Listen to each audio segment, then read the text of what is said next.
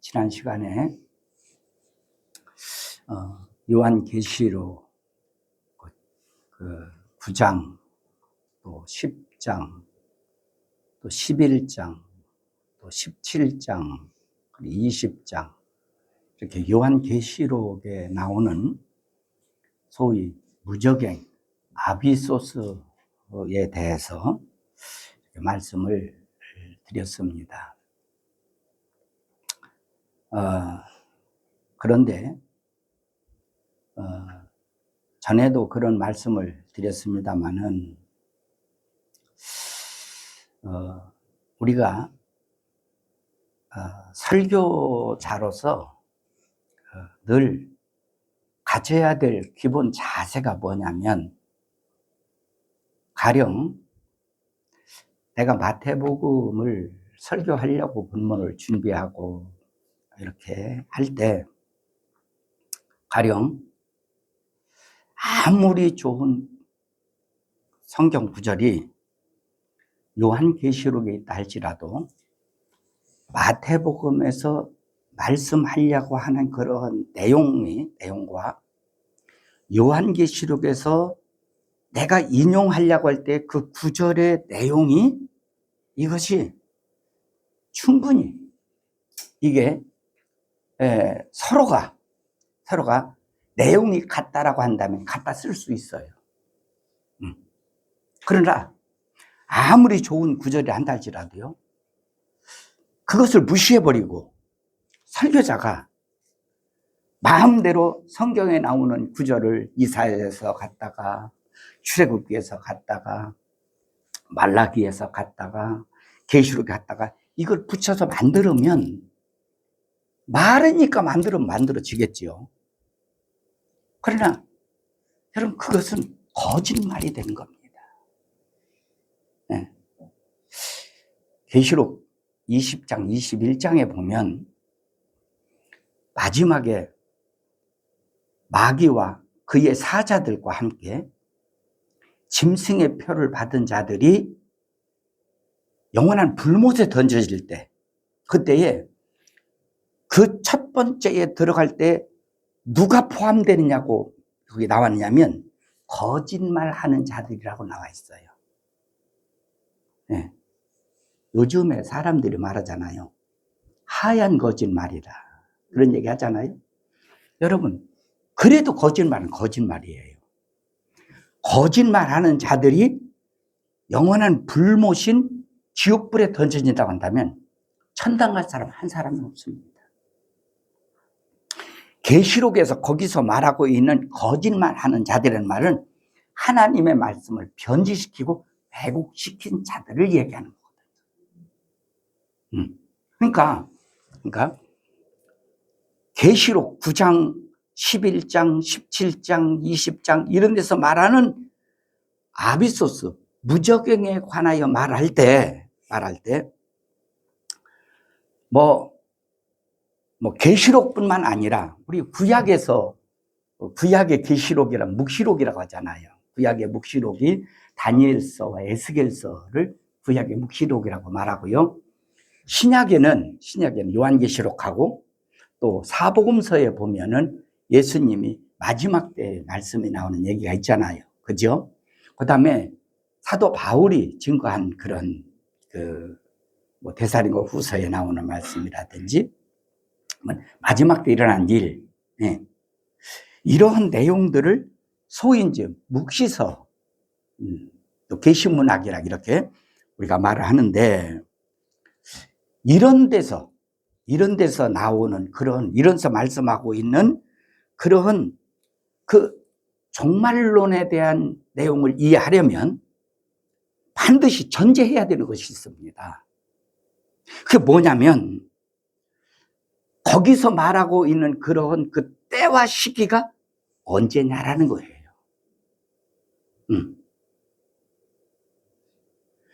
이 아비소스가 계시록에서 말씀하고 있을 때, 이 무저갱에 들어간다고 할 그때와 시기가 언제냐 그 말이에요. 이거를 무시해버리고 그냥 다 성경에 아비소스에 대한 이야기가 나온다 해가지고 그걸 묶어서 통칭으로 다 갖다 엉터리 같은 말이 되고 말아버리는 거예요. 그래서 일어날 그 사건에서 일어날 시기에 아비소스가 어떻게 전개되는가, 그 때와 시기가 언제라는 것을 잘 알고 말씀을 서로가 이해하고 또 전하는 사람도 그렇고 듣는 사람도 거기에 준해서 이해를 해야 옳은 이해가 된다라고 하는 말씀을 드렸는데, 제가 지난 시간에 이제 9장에 나오는 다섯째 천사 나팔 부는 얘기를 말씀드렸잖아요. 예, 다섯째 천사가 다섯 번째 나팔을 부는 때 나왔는데, 사실은 이 계시록 8장부터 보면 거기에 이제 소위 이제 일곱 인 또 일곱 나팔 가진 천사들 얘기가 나와요. 여기 나오는데 그 일곱 인을 떼는 시간에 이제 일곱 천사가 등장해서 이제 첫째 천사부터 나팔을 분다는 얘기가 나오는데 그 얘기가 이제 8장에서 시작되면서 이제 9장 1절에 와서는 다섯 천사가 나팔을 불 때에 그때의 이제 상황이 이렇게 쭉 설명이 되고 있음을 보게 되거든요. 근데 다섯째 천사가 나팔을 부는 때가 언제냐면 그때가 뭐 자세하게 그 말씀을 다 드릴 수는 없습니다. 좀 줄여서 말씀드릴게요. 제가 아직 그 말씀드리지 않은 그 교리 중에 종말론에 대한 말씀을 여러분에게 드리지 않았잖아요. 근데 사실 종말론에 대한 말씀을 제가 지금 그 설교를 할까 말까 이것도 굉장히 갈등이 많습니다. 왜 갈등이 많으냐면 종말론에 관해서 보는 시각이 여러 시각이 있어요. 조금 이따 말씀드릴게요. 이거를 잘못하면 여러분이 도리어 헷갈리기만 해요. 근데 종말론에 있어서 가장 크게 다루는 문제 중에 하나가 뭐냐면 교회론이고 첫째. 두 번째는 7년 대환란의 문제입니다. 7년 대환란. 전 3년 반, 후 3년 반 해서 7년 대환란이 일어나고요. 그 다음에 대두되는 문제가 무슨 문제냐면 바로 이제 소위 1000년 동안 이제 왕노릇하리, 예수님 왕노릇하리 해서 천년 왕국이라는 천년 왕국설이거든요. 이 시기가 요한계시록을 이해하는데 굉장히 중요한 역할을 합니다. 근데 그 7년 대환란이 끝나면서부터 이제 천년 왕국이 이제 이 땅에서 이루어진다라고 하는 것이 이제 요한계시록에 보면 나오는 얘기 순서인데요. 이것을 이해시키기가 참 쉽지 않습니다. 예. 어떤 면에서 볼 때는요, 요한계시록을 기록한 내용의 하이라이트가 뭐냐? 천년 왕국설이라고 볼 수가 있어요. 그러다 보니까요, 천년 왕국설 하면 천년 왕국설이요, 크게는 세 부류가 있습니다. 첫째는 후천년설이라는 것이 있고, 그냥 들어보세요. 두 번째는 전천년설이라는 것이 있고요. 세 번째는 무천년설이라는 것이 있습니다. 여러분, 이것이 이해가 안 되면 요한계시록 이해가 안 되게 돼 있어요. 구조가 그래요. 그러면 후천년설은 뭐를 보고 후천년설이라고 하냐면요. 후천년설이라면 전천년설부터 할게요. 전자 들어갔으니까. 전천년설은 무엇을 보고 전천년설이라면 천년 왕국이 이루어지기 전에 예수님이 재림한다는 거예요. 이게 전천년설입니다. 후천년설은 천년 왕국이 이루어진 이후에 예수님이 오신다는 거예요. 이게 후천년설입니다. 무천년설은 문자적으로 천년이라는 세월이라는 건 틀린 말이다. 예수님의 초림부터 예수님의 재림까지를 상징적으로 그거를 천년이라는 개념에서 말한 것이다. 이게 무천년설입니다. 그 중에 대개 후천년설은 거의가 별로 인정하지 않아요. 예, 후천년설은 인정 안 하는데 전천년설 할 때 전천년설도요 두 부류로 나눕니다. 소위 역사기적 전천년설이라는 것이 있고요. 그냥 들어보세요. 그 다음에 뭡니까? 세대주의적 전천년설이라는 것이 있습니다. 쉽게 말해서 왜 전에 왜 시한부 종말론 해가지고 예수님 공중 재림한다 해가지고 막 떠들썩했잖아요. 괜히 그런 것을 주장하는 게 아니라 이게 세대주의적 전천년설을 믿는 사람들이 그걸 주장해. 네. 그래서 공중 재림 있고 지상 재림 있고. 네. 그래서 우리는 첫 번째 휴거가 돼야 된다. 이게 세대주의적 전천년설을 주장하는 사람들이 이 예수님의 이중재림을 주장해요. 그러면 전천년설, 역사기적 전천년설을 주장하는 사람들은요, 뭘 얘기하냐? 7년 대환란이 끝나면 예수님 재림하고, 예수님 이 땅에 재림하면, 그 다음에 천년왕국 이루어진다. 이거를 역사적인 맥락에서 설명을 하기 때문에 역사기적 전천년설이라고 말합니다. 그런가 하면 보통 이제 소위 종교개혁자라고 하면 루터, 그 다음에 칼빈, 그 다음에 즈빙글리, 또는 여러 종교개혁자들 이후에, 그리고 이제 우리 장로교에서 종말론 신학을 주장하는, 신학의 주장은 뭐냐면 후천년설 아니고 또 역사기적 전천년설 일부 주장하는 사람이 있어요. 역사기적 전천년설을 주장하는 사람이 있고, 그 다음에 세대주의적인 것은 전혀 주장하지 않고, 그 다음에 무천년설을 주장하는 사람인데, 거의 가다 종교개혁자들이나 우리 장로교 종말론 신학에서는 무천년설을 주장해요. 여러분 이걸만 들어봐도 보세요. 자, 후천년설이 어떻고, 전천년설 중에도 역사기적 전천년설, 또 세대주의적 전천년설, 또 무천년설. 쉽게 말해서 네 가지를 여러분이 설명을 잘 듣고 이해를 해야 요한계시록이 전체가 이해가 되는 것입니다.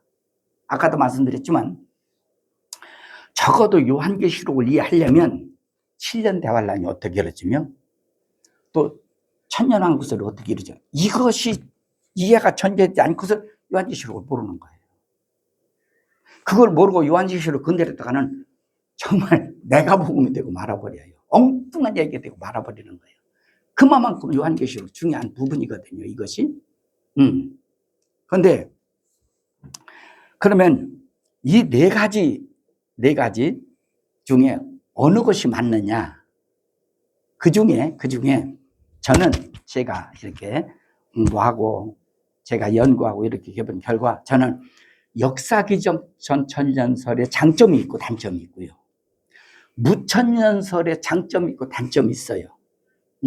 이 중에 넷 중에 선택하라고 한다면 제가 장로교 신학을 해서 그런 것이 아니라 저는 무천년설이 상당히 성경적이다 생각을 합니다. 그러나 무천년설에 단점이 없는 건 아닙니다. 이런 것을 좀 전천년설에서 주장하는 것과 상당히 이렇게 좀 근사치하게 연결해서 설명하면 좋겠다라는 생각을 많이 가져요. 그래서 이러한 내용들을 이렇게 우리가 볼 수가 있는데, 제가 이 말씀을 여러분에게 말씀드린 것은 지난 시간에 계시록에 나오는 아비소스에서 말씀드렸잖아요. 그것이 소위 천년왕국 시대에 일어날 일들이기 때문에, 그래서 제가 또 오늘 시기가 언제냐라고 하는 말씀을 좀 잠깐 언급하기 위해서 여기 그 천년왕국에 대한 내용을 조금 언급해 드렸거든요. 근데, 좀 전에 말씀드렸지만, 제가 개인적으로는 그 무천년설을 주장하는 것이 맞다. 그렇게 저는 생각을 가지고 있습니다. 무천년설을 조금만 더 언급해 드리면, 좀 전에도 말씀드렸지만, 예수님의 초림부터 재림까지의 그 기간을 소위 상징적으로 천년이라는 기간을 말씀한 것이다. 계시록에서 이렇게 말해요. 요 말씀 드리기 전에, 오늘 뭡니까? 우리가 교동문에서 보면은, 왜 14만 4천 얘기가 두 번이나 우리가 오늘 교동문에서 말씀을 우리가 교독했잖아요. 그죠?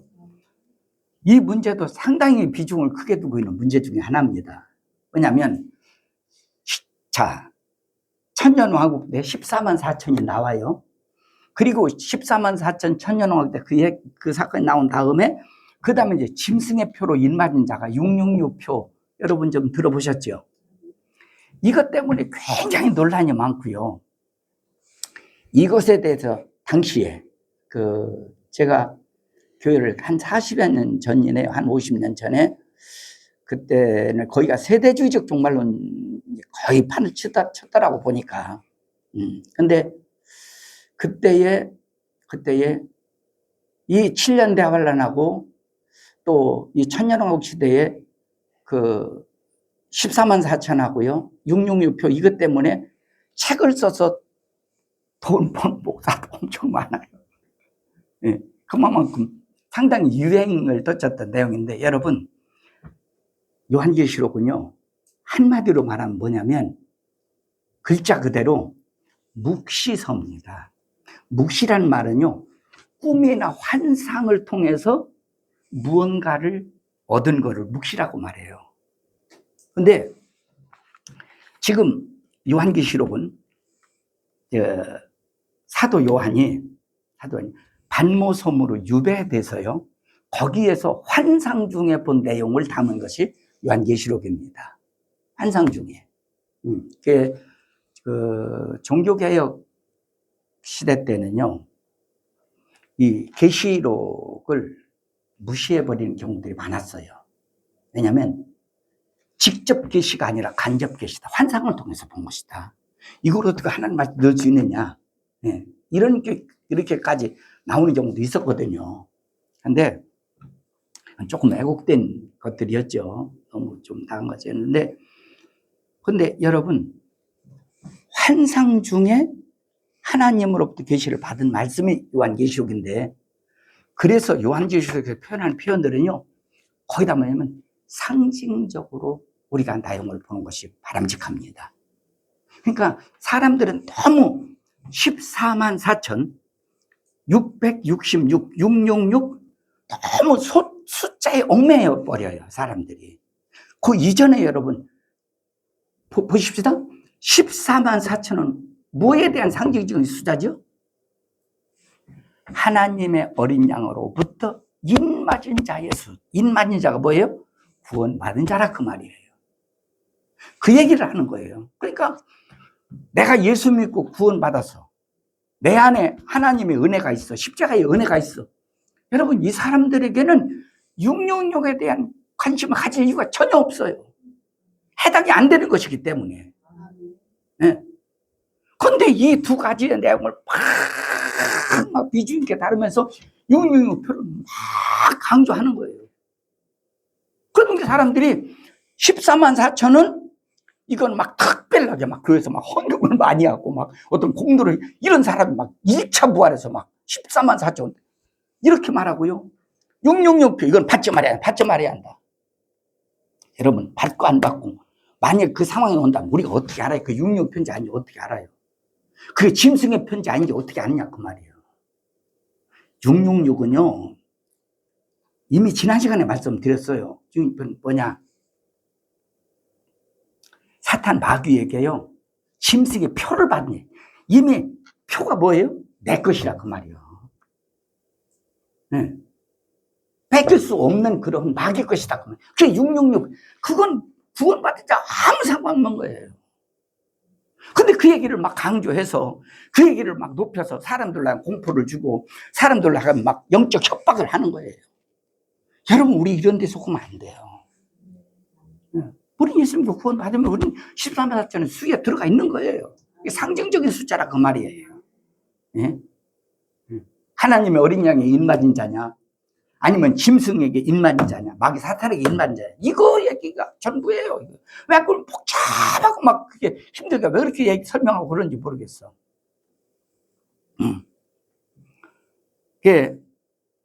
이 무천년설은요, 무천년설 그거를 무시해버려요. 무시한다기보다는 그거를 상징적인 의미로 둔다 그 말이에요.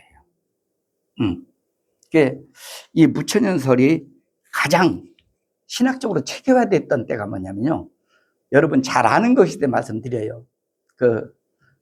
어거스틴이 쓴 그 신국론이라는 것이 있잖아요. 거기에서 이 무천년설에 대한 내용을 신학적으로 잘 체계화시킨 책이 그거거든요. 그래서 그것이 지금 우리가 예수님이 땅에 오셔서 교회가 세워지고 예수님 재림할 때까지 이 전체적인 기간이 바로 이 참 무천년설로서의 천년왕국 시대에 우리가 살고 있다, 이렇게 말씀하고 있고요. 그러면 왜 천년왕국이라고 하느냐? 여러분, 예수님이 이 땅에 오실 때, 예수님이 이 땅에 오셔서 세례 요한에게 세례를 받으실 때 세례 요한이 외친 첫 마디가 있습니다. 회개하라, 천국이 가까이. 예수님이 세례 요한 앞에 오는 광경을 보고 세례 요한은 뭐가 왔다고요? 천국이 왔다 이 말이에요. 천국이 왔다. 예? 나라가 왔다 이 말이에요. 하나님.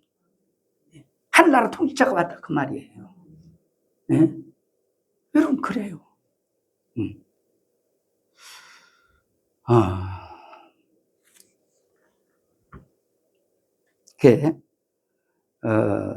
예수님이 이 땅에 오신 것은 이 땅에 하나님의 나라, 영적인 나라를 건설하기 위해서 이 땅에 오신 것이고, 또 예수님이 오심으로 계시록에 보면 사탄이 이제 결박당한다는 얘기가 나오거든요. 그 얘기는 십자가와 부활로 사망 권세자의 권세가 깨졌다라는 개념으로 우리가 말씀을 이해하시면 좋을 것 같습니다. 그러므로 우리는 계시록에 나오는 그런 그 아비소스 때문에 제가 이 말씀을 드렸는데, 이런 개념에서 여러분이 지금도 아비소스라고 하는 무저경에 지금 들어가야 될 그런 사탄 마귀 귀신들이 있다라고 하는 개념들을 잘 이해하셔야지, 이거를 마지막 끝날 때 7년 대환날 끝나고 또 천년왕국 시대가 도래되고 또 그때 끝나고, 여러분 이런 개념으로 이해하면 정말 잘 이해가 되지 않습니다. 그래서 그런 것을 좀 간단하게 아마 여러분이 이해를 해 주시면 좋겠다 싶어서 설명을 좀 드린 것입니다. 오늘은 누가복음 8장에 여기 나오는 그런 본문을 중심으로 해서 여기 아비소스가 과연 어떤 곳인가 하는 얘기를 생각해 보자 합니다. 여기 누가복음 8장에 오늘 여기 말씀에 나왔습니다만은, 이 누가복음 8장에 나오는 오늘 이 내용이 마태복음 8장에도 나와 있고요, 마가복음 5장에도 같은 사건을 세 복음서에서 다루고 있거든요. 있는데 이 세 복음서가 가지고 있는 특징들이 조금은 차이가 있어요. 있는데 그 내용을 조금 이렇게 이제 비교하면서 좀 말씀을 좀 드려보겠습니다. 마태복음 8장 한번 넘어가 볼까요? 마태복음 8장 29절에 보면 이렇게 말씀이 나옵니다. 이에 그들이 소리질러 이르되 하나님의 아들이여, 하나님의 아들이여. 그들이라고 하는 귀신들을 복수로 쓰고 있습니다. 여기는 소리질러 이르되 하나님의 아들이여 우리는 귀신들이죠. 그죠? 우리가 당신과 무슨 상관이 있나이까? 귀신들이 지금 예수님께 지금 항의하는 거예요. 예. 우리가 당신과 무슨 상관입니까? 또 이어서 때가 이르기 전에 아직 때가 안 됐는데 이르기 전에 우리를 괴롭게 하려고 여기까지 오셨나이까? 때도 안 되는데 자기는 때가 안 됐다는 거예요. 무슨 때인지 생각해 봐야 되겠죠? 때가 아직 안 됐는데 우리를 괴롭게 하려고 여기 오셨나이까? 항의하는 내용입니다. 자, 누가복음으로 다시 넘어가 봅니다. 누가복음. 자, 오늘 여기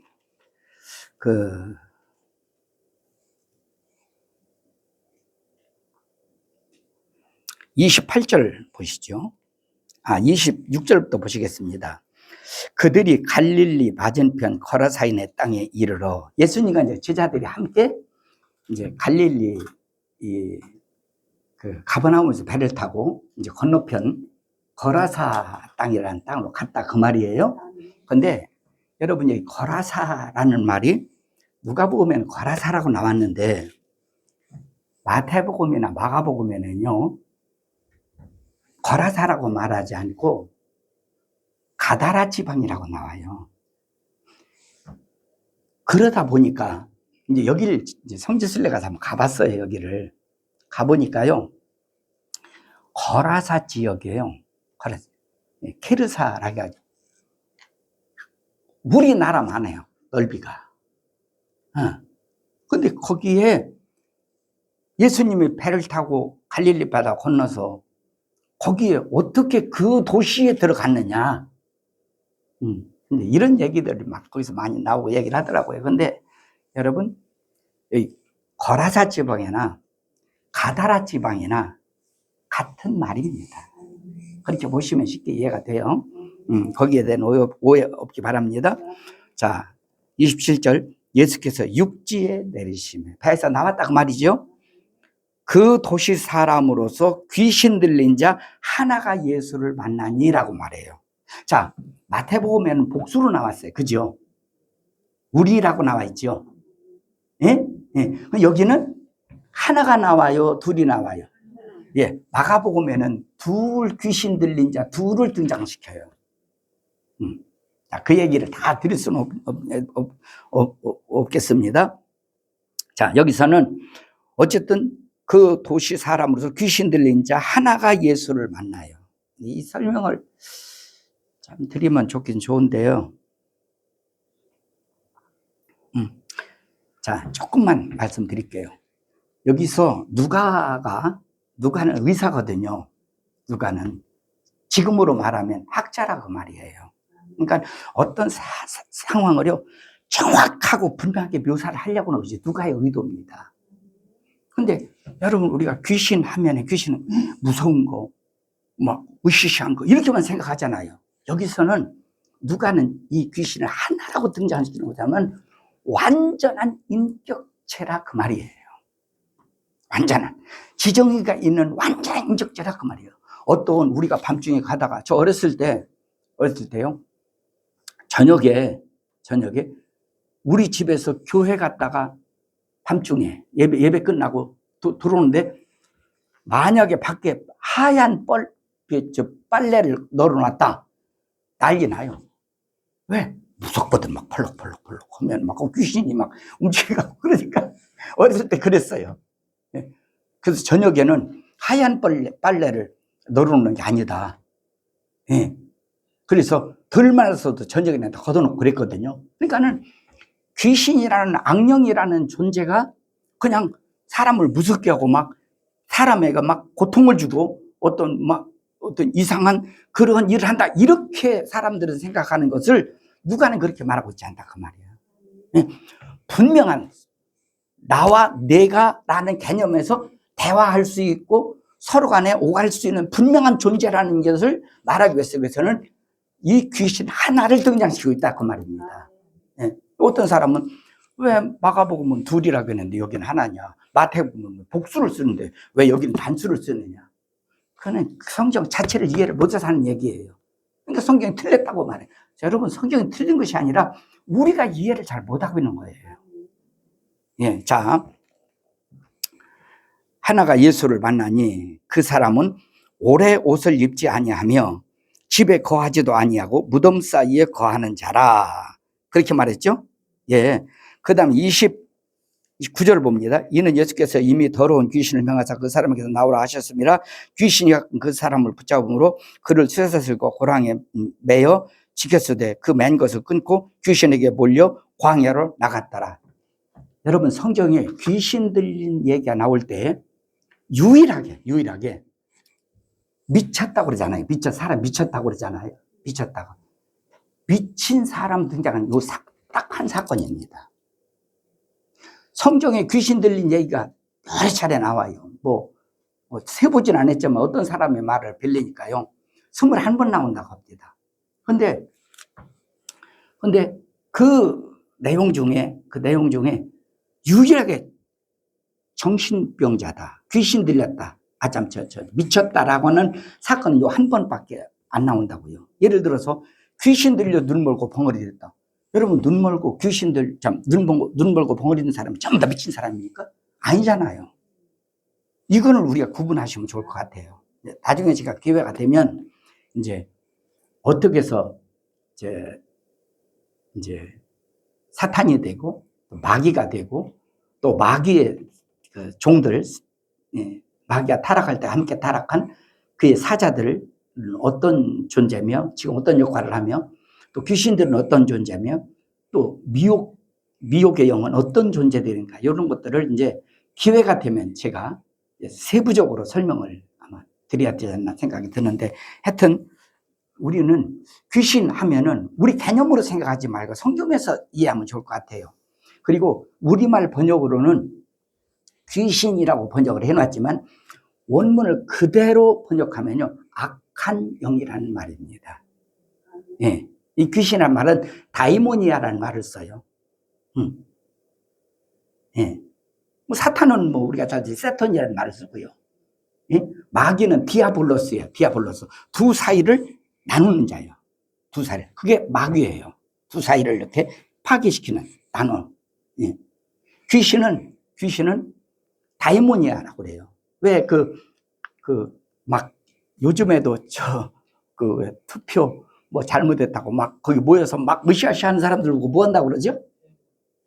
데모 한다고 그러잖아요. 데몬. 이 데몬스트레이션이라는 말이요, 이 귀신에게서 나온 용어예요. 파생된 말입니다. 네. 그러니까 이것을 같은 존재는 아니라는 것이죠. 저는 다 달리 봐요. 다 같은 존재로 보지는 않아요. 좀 이따 말씀드리겠습니다. 자, 여기 보니까 그 다음에 28절, 예수를 보고 부르짖으며 그 앞에 엎드려 큰 소리로 불러 이르되 지극히 높으신 하나님의 아들 예수여, 당신이 나와 무슨 상관이 있느냐라고 말해요. 나와 당신이 무슨 상관이 있냐. 네, 좀 항의하는 겁니다. 네.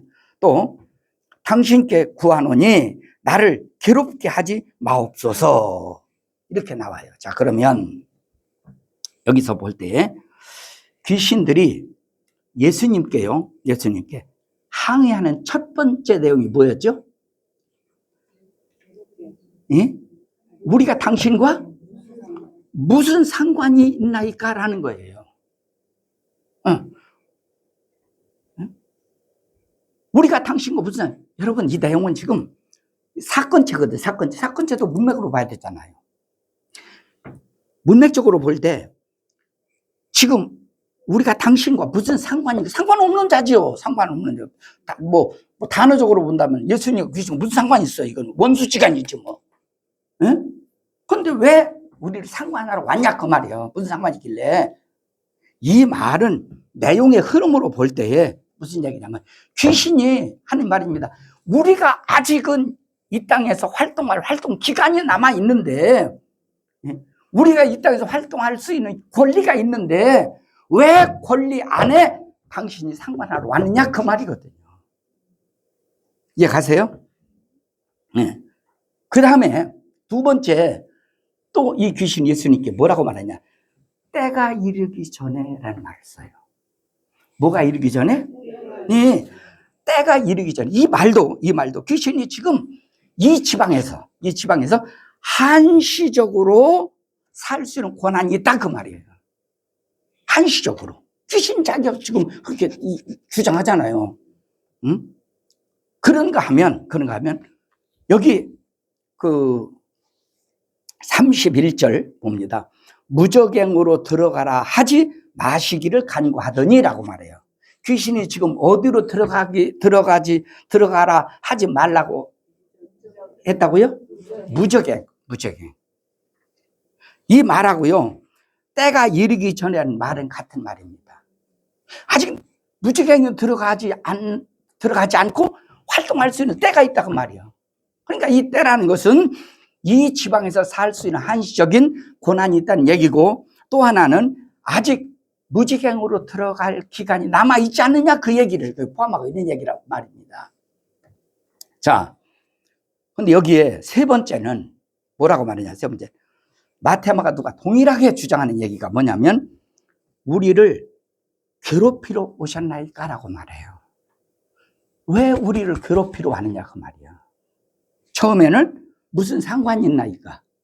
두 번째는 때가 아직 되지 않았는데 우리를 왜 괴롭히러 왔느냐 그 말이에요. 여러분, 여기서 우리를 괴롭히러 왔느냐는 말도 두 가지 의미를 가지고 있어요. 문맥에서 같이 봐야 됩니다.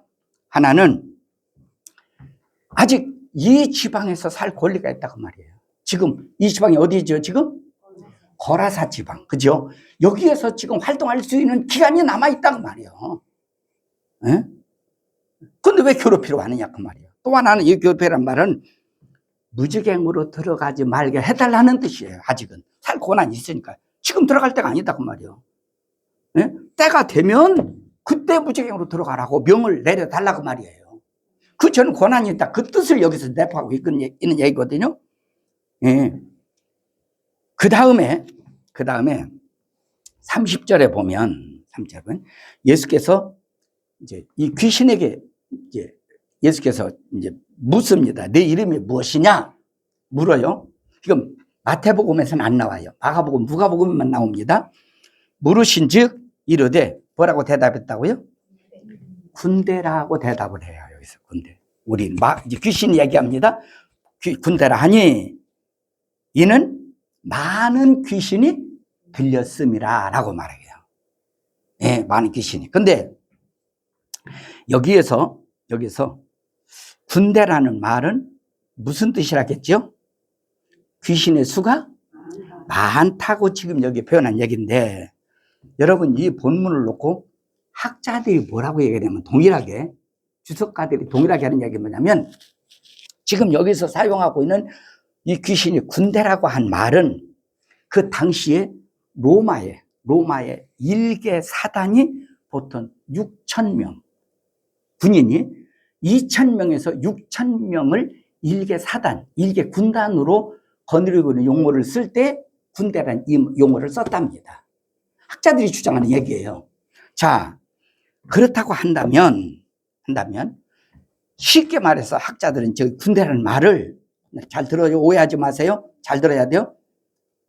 군대라는 말을 사람 군인에게 사용한 용어를 사용했다고 말이에요. 학자들이 공통적으로 다 주장하는 얘기입니다. 이 얘기는. 그러므로 이런 면에서 뭐라고 해석하느냐, 이 말씀을 놓고 볼 때에 여기서 말하고 있는 귀신들은 인간의 불신자의 사고의 영이라고도 할 수 있다. 왜냐하면 군대라는 용어가 사람에게 사용된 거니까. 무슨 얘기인지 이해가시죠? 잘 오해하면 안 돼요. 왜냐하면 성경에 나오는 귀신을 불신자의 사고의 영이다 이렇게 말하면 이단식 취급하거든요 지금. 그러나 실제로는 학자들이 그렇게 주장을 하고 있는 거예요. 제 말이 아니에요. 자,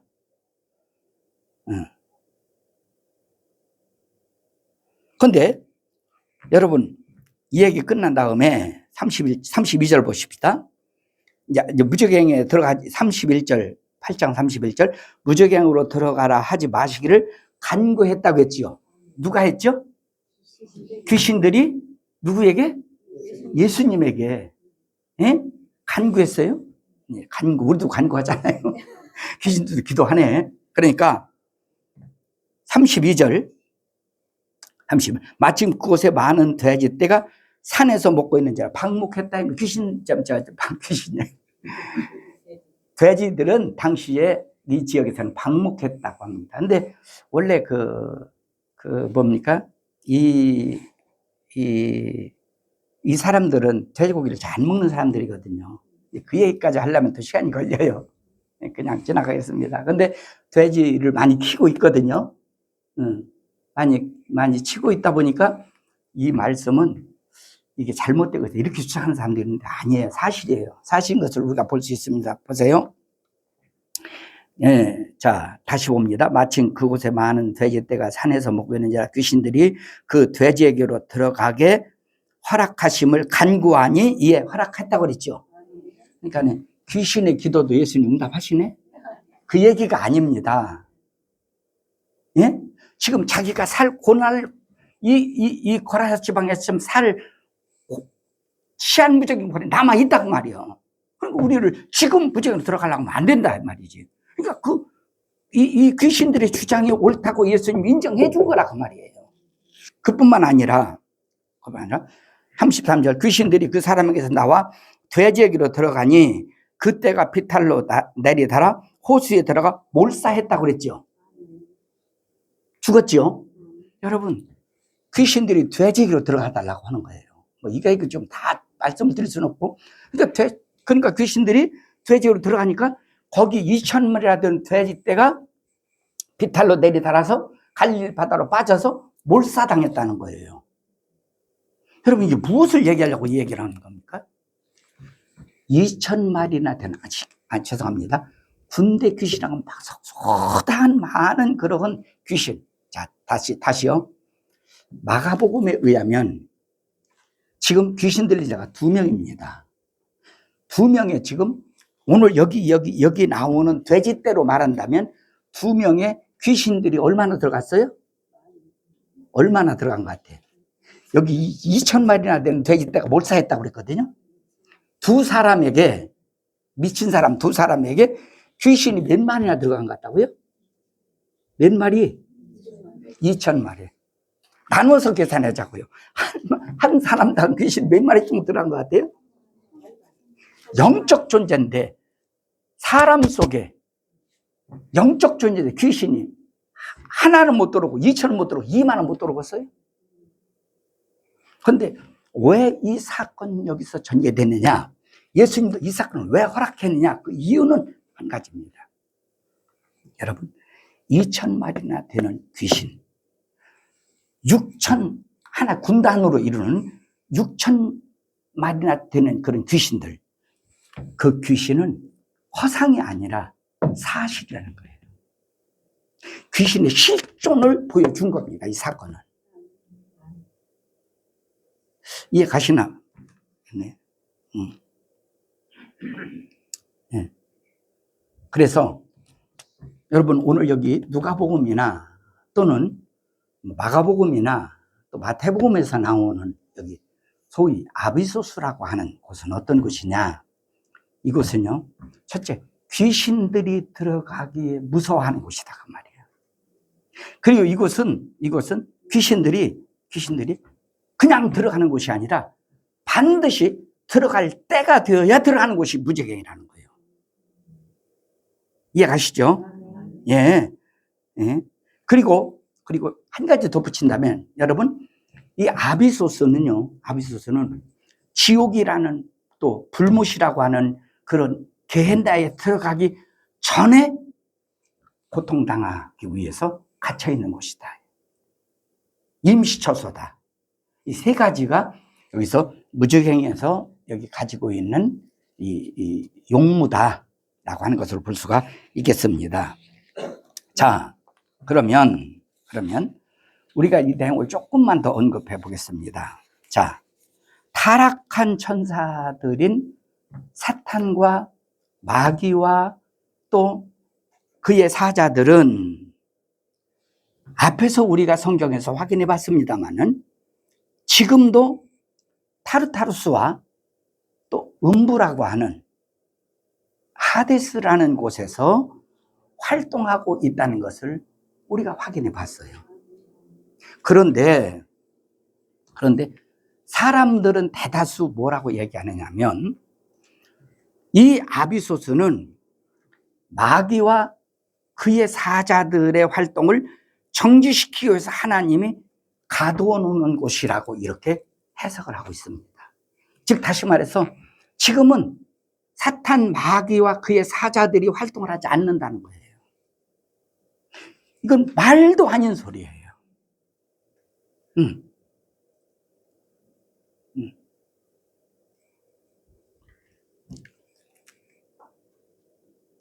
귀신들은 절대로 지금 다 여기에 갇혀서 지금은 활동하지 않는다. 여러분 전혀 그렇지 않습니다. 그러다 보니까 여기서 무슨 문제를 대두시키냐면 그러면 과연 본문에서 말하고 있는 귀신과 또 다른 사복음서에서 말하고 있는 귀신, 이 귀신들은 과연 어떤 존재냐? 여기에 따라서 아비소스를 어떻게 해석해야 되느냐, 해석의 관점이 달라집니다. 즉 다시 말해서 귀신은 사탄이나 마귀에 대한 다른 이름을 붙이는 표현이다. 그런데요, 이제 나중에 말씀을 드리겠습니다만은 여러분 사탄도 사탄이라는 용어 성경에 나오잖아요. 마귀라는 용어도 성경에 나오잖아요. 여러분 사탄 마귀는 절대로 성경 어디에도 복수를 안 씁니다. 단수입니다. 그리고 사탄 마귀는 2인칭도 안 씁니다. 전부 다 1인칭을 씁니다. 그리고 또 한 가지 여러분, 사탄 마귀는 언제나 여러분 과거형을 쓰지 않습니다. 미래형을 쓰지 않습니다. 언제나 현재형을 씁니다. 그래서 사탄 마귀는 1인칭 단수 현재형을 써요. 사탄 마귀는 절대 여러분 마귀들 사탄들 이런 말을 안 써요. 근데 귀신은 항상 복수를 씁니다. 거의가 다. 이것이 차이가 있다는 겁니다. 이런 면에서 볼 때에 귀신을 사탄과 마귀의 다른 이름으로 표현하는 것은 이것은 좀 모순다 저는 그렇게 봐요. 두 번째, 귀신은 마귀와 함께 마귀가 타락할 때 함께 타락한 마귀의 종들이다. 타락한 전사들이다. 이렇게 보는 것이 지금 대다수의 귀신에 대한 해석을 하는 사람들이 하는 주장입니다. 그런데 나중에 이제 우리가 성경을 확인해 본다면 그렇게 말하는 것도 반은 맞고 반은 틀려요. 예를 하나 들어볼까요? 여러분, 귀신은 육이 없는 영적 존재예요. 그러니까 이 귀신은 육이라는 어떤 몸에 들어가야 귀신이 그 인격을 발휘하는 거예요. 몸 밖에서는 귀신이 그냥 귀신이 몸 밖에서 나오면 그냥 푸념한 영이에요. 그냥. 아무런 인격이 없어요. 아무런 능력이 없어요. 근데 그 귀신이 몸 안에 들어오면 다이모니아라는 용어를 써요. 완전히 인격적인 존재예요. 같은 우리나라 말로는 귀신이라고 번역됐는데 몸 밖에서의 귀신하고요, 몸 안에 들어있다 귀신이 달라요. 쓰는 용어가 달라요. 번역은 우리말에서 귀신이라는 말로 번역해놨지만. 그런데 여러분 보세요. 성경에 보면 한 가지만 예를 드릴게요. 벙어리 되고 귀먹은 귀신이 벙어리 되고 귀먹었대요.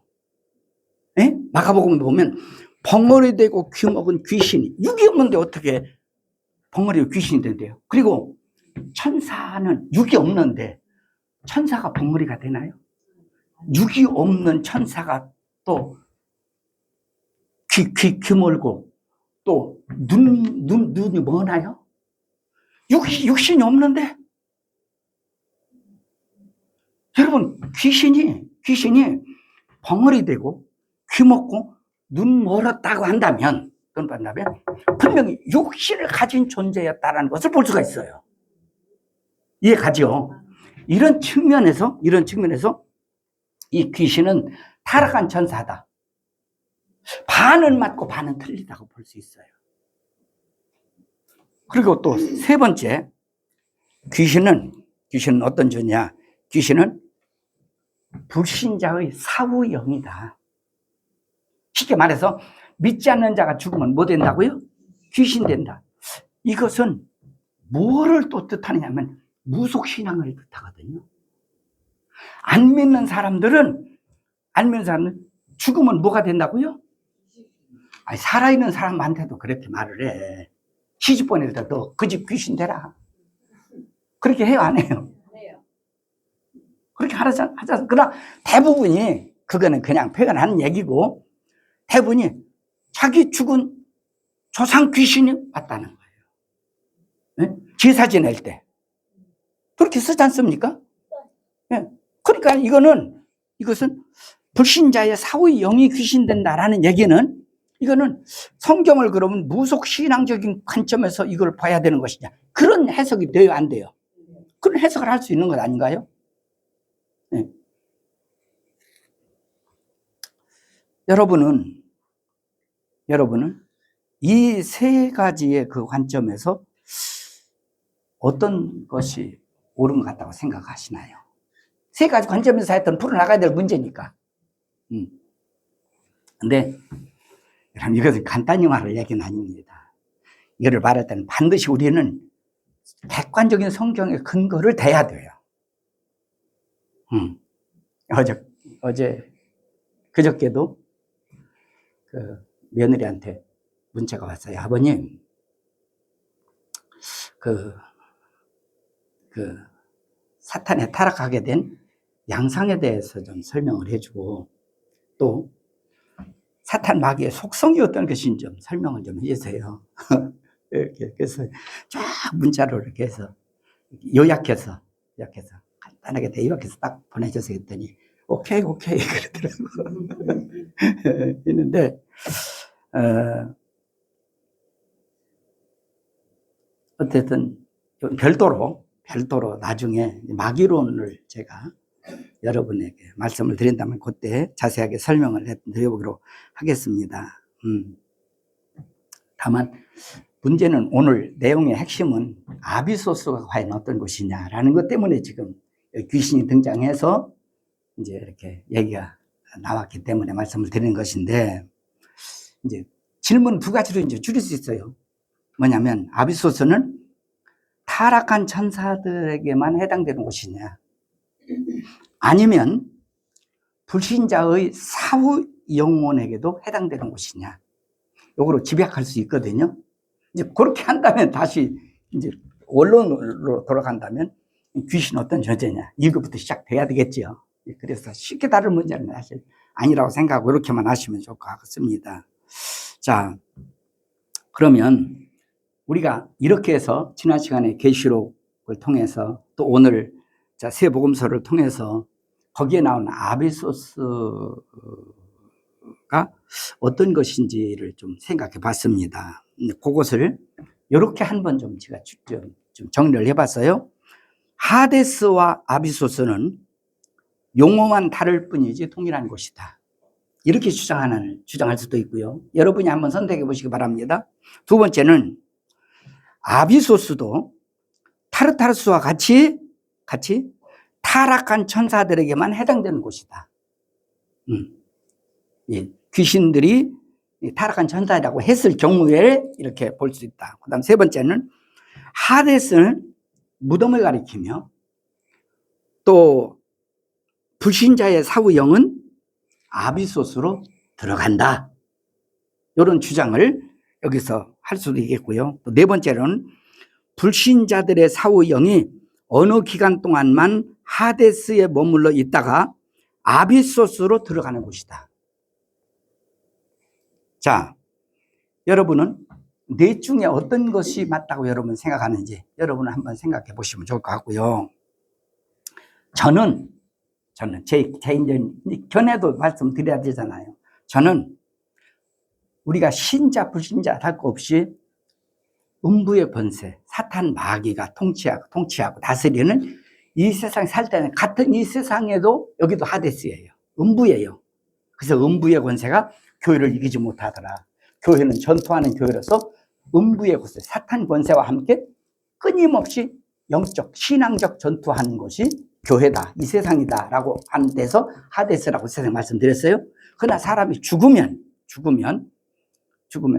다 땅속에 묻히는 것이 그것도 하데스죠. 무덤도 하데스란 말이에요. 그러나 그런 개념을 떠나서 불신자들이 죽으면 어디로 가느냐? 불신자들이 죽으면 음부에 들어간다고 저는 생각해요. 음부, 하데스, 음부에 영혼이, 불신자의 사후 영혼이 지옥으로 들어가는 것이 아니고 또 무슨 무지행으로 드러나는 것이 아니라 불신자들이 이 땅에 살다가 죽으면 그 사후 영이 어디로 간다고요? 음부, 하데스로 들어간다 그 말이에요. 하데스로 특정 지역으로 들어간다 그 말입니다. 거기에 있다가 어느 때가 되면 거기서 어느 정도 시간이 되면 그 하데스에 머물러 있던 그러한 불신자의 영이 어디로 들어가느냐? 아비소스로 들어가거든요. 거기에 있다가 예수님이 재림해서 심판 때가 되면은 아비소스에 있던 그러한 영들이 영으로 고통을 당하다가 거기에서 부활의 완전체를 입어요. 완전체를 입은 다음에 그 마귀와 그 사자들과 함께 거기에 속해 있는 모든 자들이 영원한 게헨나 불못으로 집어 던져 들어간다. 이런 과정을 거친다고 하는 것이 저는 제가 가지고 있는 생각입니다. 그래서 다시 말씀드려요. 하데스에서 아비소스로, 아비소스에서 게헨나로 이렇게 세 과정을 불신자의 사후 영이 거친다라고 저는 그렇게 생각을 하고 있습니다. 네. 그래서 오늘 여기까지 우리가 아비소스에 관해서 생각해 보았는데요. 이제 마무리 지어서 말씀을 드린다면 그 야고보서 4장 14절 말씀을 보면 우리가 이런 말씀을 하십니다. 내일 일을 너희가 알지 못하는도다. 너희 생명이 무엇이냐? 너희는 잠깐 보이다가 없어지는 안개니라. 우리의 삶이 그렇다는 거예요. 삶. 전에 저희 아버지가 90 넘으셨는데 늘 아버지가 하시는 말씀이 뭐냐면요. 야, 사람이 사는 게 잠깐이다. 지나간 세월이 잠깐. 나는 그때 이해가 안 됐어요. 아니 90 넘은 양반이 잠깐이라고 하면 도대체가 아니 근데 제가 지금 아버지가 하시던 말씀에 제가 이해가 돼요. 지금은. 예? 예. 나이는 그렇게 많이 안 먹었는데도 지나간 세월을 보면 정말 잠깐 같아요. 예. 어저께도 밭에서 조금 이렇게 전지하고 좀 혼자서 시간 보내는 시간이 있는데 그때 하면서 어렸을 때 생각이 굉장히 나더라고. 어렸을 때. 예. 내가 어렸을 때 이렇게 놀았는데, 내가 어렸을 때 이렇게 살았는데, 예. 이 나이에 어렸을 때 생각 왜 나냐고. 예? 사람이요. 인생은 누구나 할 것이 다 시한부 인생을 살잖아요. 예. 지금은 천년만년 나도요. 나는 참 부모님이 돌아가시기 전에 참 수없는 많은 장례를 치러봤어요. 난 장례를 치르면서 우리 교인들은 내 손으로 다 끝까지 해결해야 된다는 그런 생각으로 제가 다 입관하고 제가 전부 다 했어요. 산에 가서 다 묘지도 보고 산에다 묻고 다 했어요. 제가. 그러면서도 정말 저는 착각이죠. 저희 어머니 아버지는 돌아가신다는 생각을 해본 적이 없어요. 그건 돌아가시더라고요. 그게 돌아가시고 나는데 그 생각이 팍 들어요. 나는 지금까지 남은 죽어도 우리 부모님은 돌아가신다는 생각 안 했는데 우리 부모님 돌아가셨구나. 사람은 나 안 죽을 것 같은 세계 속에서 착각하며 살잖아요. 야고보서 4장에 말씀드렸어요. 내일 일을 누가 알아요? 누구도 모르는 거예요. 아무도 모르는 거예요. 며칠 전에 이파도에 갔는데, 이파도에서 이제 짐을 이제 거기 다 이제 그 배에서 내려서 트럭이 왔길래 트럭 보고 이거 짐 좀 우리 집에다 좀 올려주세요. 그랬더니 트럭 운전하고 온 분이 목사님이세요? 네. 그랬더니 그거 올려드리겠다고. 그 실컷 올라갔어요. 올라갔는데 이제 차가 우리 집에다가 다 파킹을 했어. 근데 그 짐을 다 내리고 이제 후진에 내려오는데 사모님이 그 밑에 올라오는 거예요. 근데 이 차가 뒤에 후진하다가 그냥 뒤 그 철망 벽에다가 그냥 박아버리더라고. 왜 여기 차가 왜 그러냐 그랬더니 브레이크가 안 듣는 차래요. 그 차를 왜 끌고 다니냐고. 바로 그 뒤에 사모님이 올라왔어요. 그 뒤에. 조금만 늦었더라면 그냥 밀어버린 거야. 하나님은 애다. 예? 사람이 내일 일 한치를 어떻게 하느냐 그 말이야. 너나 나나 할 것이 전부 다 인생은 시한부 인생을 살고 살아가는 것이 우리 인생 아닌가요? 그런데도 사람들은 막연하게 천당에 대한 막연하게 생각해요. 지옥 막연하게 생각해요. 이건 기독교나 불교에서 좋은 쪽으로 얘기하고 있는 그런 내용이라 그렇게만 생각해요. 여러분, 분명한 것은 우리가 믿든 안 믿든 우리가 인정하든 인정하지 않든 천국이 있고 지옥이 있는 것은 사실입니다.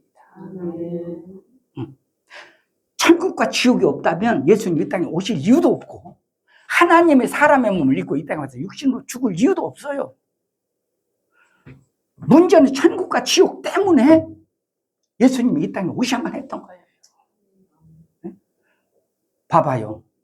소경이 자기가 보지 못하고 자기가 듣지 못했다고 있는 거 없다고 우긴다고 그거 없어집니까? 우리 영적으로 우매한 자들 아니에요. 응?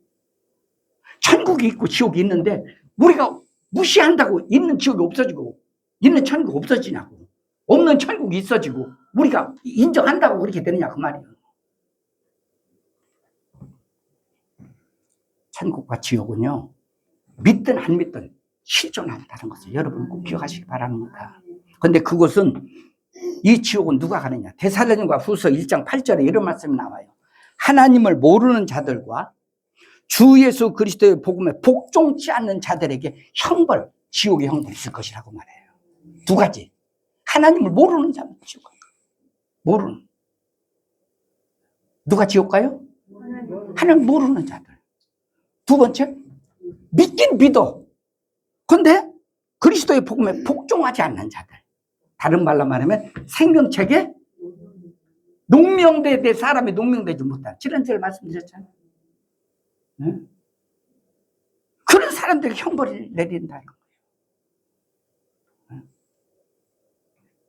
여러분, 우리가 교회에 나와 이 자리에 앉았다고 교회가 구원시켜주는 거야. 건물이 구원시켜주는 거 아니잖아요. 네? 내 부모가 집사요. 내 부모가 장로요. 내 부모가 목사요. 여러분, 그거와 나와 무슨 상관이 있어요? 그건 아무 상관없어요. 아니면 내가 교회에 나와서 난 집사가 됐어요. 난 권사가 됐어요. 난 장로가 됐어요. 난 목사가 됐어요. 여러분, 직분과 구원과는 전혀 별개입니다. 예. 우리가 볼 때는 저 사람 장로니까 구원받겠지. 착각하지 마세요. 저 사람 목사니까 구원받았겠지. 착각하지 마세요. 착각하지 마요. 한 번은 우리 노예에서 이렇게 모임을 가졌는데 노예원들이 같이 사모님들이랑 모였잖아요. 어떤 사모님이 그 목사님 돌아가셨어요. 사모님이 예배를 드리려면 졸기만 한다는 거예요. 막 졸음만 오고 막 금식 기도를 하고 열심을 내요. 근데 우리 사모님이 이제 복음 제시를 하니까 잘 모르는 거예요. 그래가지고 그럼 와라. 사모님하고 1대1 했어요. 거기서 거듭났어요. 사모님. 그 뒤로는 설교 시간에 졸음도 안 오고, 그 뒤로는 말씀의 은혜가 되고요. 사람이 달라졌어. 사람이. 여러분, 이런 분이 한둘이 아니에요. 사모님이니까 구원받는다고? 사모가 구원시켜주지 않아요.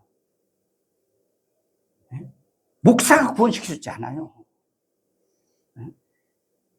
죄송합니다만 어떤 때는 그런 생각이 들어요. 저분이 목사인데 저분 안에 생명이 있나 없나.